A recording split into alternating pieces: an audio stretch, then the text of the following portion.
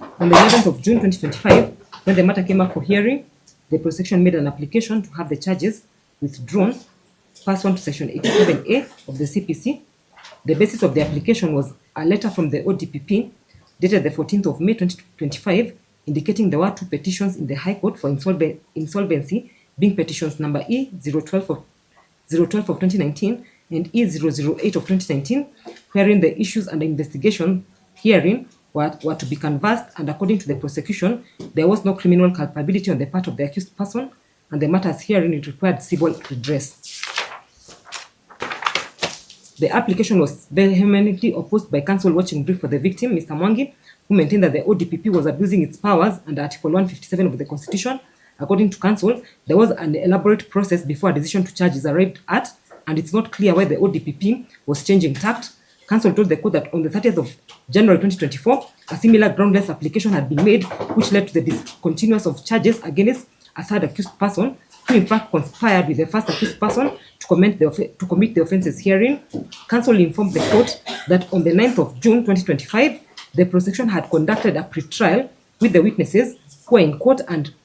ready to proceed with the hearing. Counsel further stated that if a decision to have the charges withdrawn was made on the 14th of May 2025, the investigating officer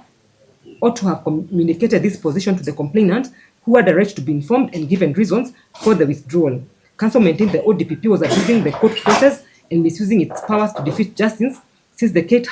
had 8 witnesses and 2 were in court ready to testify, and he urged the court to reject the application. The court directed the application to be canvassed by way of written submissions, and all parties complied by filing their respective submissions. Allow me not to go through the submissions which are by the party. Let me just go straight to the issues for determination. The court has considered the prosecution application to have the charges withdrawn under Section 7A of the CPC, the objections by counsel for the complainant, and the rival submissions by all the parties. The only issue for determination is whether the prosecution has met the threshold of having the charges herein withdrawn. Section 7A of the CPC provides, in a trial before a subordinate court, a public prosecutor may, with the consent of the court or on instructions of the DPP at any time before judgment is pronounced, withdraw from prosecution of any person, and upon withdrawal, A, if it is made before the accused is called upon to make a defense, he shall be discharged, but the discharge of the accused shall not operate as a bar to subsequent proceedings against him on account of the same facts. Under Article 157 of the Constitution, the DPP is mandated to exercise state powers of prosecution, and in that exercise may discontinue at any stage criminal proceedings against any person. The DPP may, however, not discontinue prosecution without the permission of the court. That is according to Article 158(7) subsection 8 of the Constitution. Under Section 54E of the Office of the Director of Public Prosecution Act number 2 of 2013, it provides that the director shall review a decision to prosecute or not to prosecute any criminal offense. Further, Section 25 of the Act provides for discontinuance of criminal proceedings, where in subsection 2 thereof it provides, pending the permission by the court in accordance to subsection 1, the director may apply orally or in writing to the court for a stay of proceedings with a view that such proceedings may be taken by the director to prevent an abuse of the legal process and protect the public interest. Having considered the position in law, it is clear the ODPP has powers to withdraw under Section 87A of the CPC. This power is, however, subject to the court's approval. I do believe the justification for court's approval is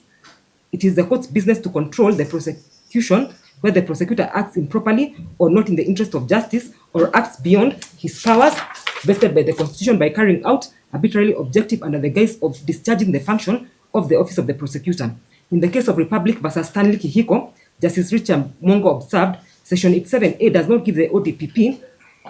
powers to do as it pleases, and certainly not for the mere reason that the prosecution is encountering challenges in prosecuting its case. The court must be satisfied there are good grounds for the withdrawal. In the case of George Taitimu versus Chief Magistrate Court Kibera and 2 others, the court stated Section 7A of the CPC gives the learned magistrate broad discretion to accept or reject an application for withdrawal of charges presented by the prosecution. In light of Article 157(11) of the Constitution, which discretion has to be exercised judiciously, taking into account the facts of each case, and in particular, whether the application is made in public interest, in the interest of administration of justice, and to prevent an abuse of the legal process. In Republic versus Leonard Sekento, Justice Nyakundi observed, there are exceptional circumstances on the court's ability to regulate the DPP's jurisdiction. In other words, when he acts improperly, not for the interest of justice, or acts beyond the powers vested by the Constitution, or carrying out an arbitrary objective under the guise of discharging the office of the prosecution. Looking at the above authorities, it is clear that it is blatant that the prosecution is abusing the powers to discontinue proceedings. Permission to withdraw should not be granted. Turning back to the facts before the case, the accused, from the record, the case hearing commenced on the 3rd of June 2021 with 4 accused persons, that is Jayesh, Kumar, Jayesh, Kumar, Midland, Howlers, and Super Hakika Limited. The charges were later amended on the 31st of July 2024 after charges against Gaurav, Jayesh, Kumar, and Super Hakika Limited were withdrawn under Section 7A of the CPC. It should be noted that in respect to Gaurav, Jayesh, Kumar, since he was residing in the UK, the complainant tried to facilitate his extradition from the UK, and as the process was ongoing, the ODPP on the 30th of January 2024 decided to withdraw the charges against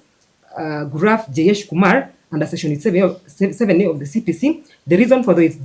withdrawal being that although Gaurav, Jayesh, Kumar was a co-director in the company of his father, who is Jayesh Kumar, the first accused person hearing, he did not play any role in respect to the charges before the court. On the 5th of February 2024, the complainant wrote a letter to the ODPP seeking a review of its decision to withdraw the charges against Gaurav, Jayesh, Kumar, but the court was never notified of the ODPP's position in respect to the said review. Be as it may, the matter was fixed for hearing. Come the 27th of November 2024, the prosecution was ready to proceed for hearing with 1 witness in court, but the matter was adjourned at the behest of the defense since the counsel in conduct of the matter was out of the country. When the matter came up for hearing on the 17th of March 2024, the prosecution was ready to proceed with 2 witnesses, but parties agreed, since the court had other prefixed matters and the witnesses' hearing were lengthy, a clear date should be set aside so that the witnesses could be heard, and parties agreed on the 11th of June 2025. Come 11th of June 2025, there were 2 witnesses in court, and according to the counsel for the victim, the prosecution had in fact conducted a pre-trial with the said witnesses on the 9th of June 2025, but in a surprising twist of events, instead of the prosecution proceeding with the hearing, it made the instant application to have the charges withdrawn under Section 7A of the CPC. The basis of the prosecution's application were instructions received from their head office by a letter dated the 14th of May 2025, indicating there were 2 petitions in the High Court for Insolvency, being petition E012 of 2019 and E008 of 2019, where the issues under investigation were similar to the issues hearing. Having laid out the position in the matter, one thing is apparent. At no time was the complainant ever notified there was an intention of the prosecution to have the charges withdrawn under Section 7A of the CPC on the 11th of June 2025. In fact, I dare say the whole application was shrouded in secrecy since 2 days prior to the hearing on the 9th of June 2025, the prosecution actually conducted a pre-trial with 2 witnesses and notified them to attend court for the hearing, and indeed on the 11th of June 2025, the 2 witnesses were in court ready to proceed when the rug was pulled over their feet and the application for withdrawal was made. This begs the question, does the complainant have any rights before a matter is withdrawn in court? In the growing jurisprudence, victims are no longer at the periphery of the justice system, they are no longer spectators. As such, they have rights which, in accordance to Article 50, subsection 9 of the Constitution of Kenya, are protected and provided for under the Victim Protection Act, VPA. Accordingly, victims play an active role in the criminal justice system and should be involved in the trial process. Under Section 4, subsection 2B of the VPA, which recognizes the position of the victim, it provides, subject to subsection 1, the court, administrative authority, or person performing the functions under this act shall ensure that every victim is, as far as possible, given an opportunity to be heard and to respond before any decision making affecting him or her is taken. Under Section 20 of the VPA, it speaks on the right of a victim to submit information and provides a victim has a right to submit any information for consideration to the police, prosecution, on a decision whether or not to lay a charge or to appeal or withdraw. In the case of Republic versus Enoch Wekesa and Michael B. Water, Justice Komeashi then was observed, surely, if the case was to be terminated, should the complainant not be given a reason? Should the court that gives the leave to terminate proceedings be a mere rubber stamp? In asking questions that will satisfy the court that there is no abuse of the process and interference of the powers of the DPP, the Constitution provides that for public interest, in the interest of justice, and the legal process should be protected, and this is the duty of the court to ensure. In this case, the complainant had been actively involved in the case and even acquired legal representation in the matter. It's therefore unfathomable that for the prosecution to waive the complainant's right to be informed and involved on the decision to withdraw the charges. No effort was made by the prosecution to inform the complainant of their intention to withdraw the charges so that the complainant could exercise its right to avail information for the consideration of the court, yet this is an express provision of the VPA. In the case of Republic versus Peter Kibe and 7 others, the court was keen to note that the Victims Protection Act clearly speaks that if it is the obligation of the state to ensure that the victim is informed of what is going on in their case, the victim stopped being a spectator, a silent partner in their own case, and became an active participant and party, albeit in a constitutional acceptable way. The victim is not challenging the prosecution mandate to prosecute. The victim is simply holding the prosecution and court to account for failing to adhere to the clear provisions of the law. In our constitutional dispensation, the rights of the victim are no less than those of an accused person. The mandate of the ODPP includes the compliance with the law as powers conferred by both statute and the constitution and must be exercised in adherence to the same constitution. Having established that the prosecution breached the express provision of the VPA by failing to inform the complainant of its intention to withdraw the charges, the court will now turn to the reasons advanced by the prosecution for wanting the judge to have the charges withdrawn, which are the existence of 2 insolvency petitions, being insolvency petition number E012 of 2019 and E008 of 2019, where the prosecution feels the issues in this case can be addressed. It should, however, be noted that by the time these instant charges were preferred in court, the 2 petitions were already in existence. Before arriving at a decision to charge, the prosecution weighs all the factors, and even if there is a related civil dispute, if a criminal element is established, the charges are still preferred. I believe the reasons why the prosecution instituted the charges is because after investigation, a criminal element had been established against the accused person, the insolvency proceedings notwithstanding. Again, on the 30th of January 2024, when the prosecution decided to have the charges against Jayesh Kumar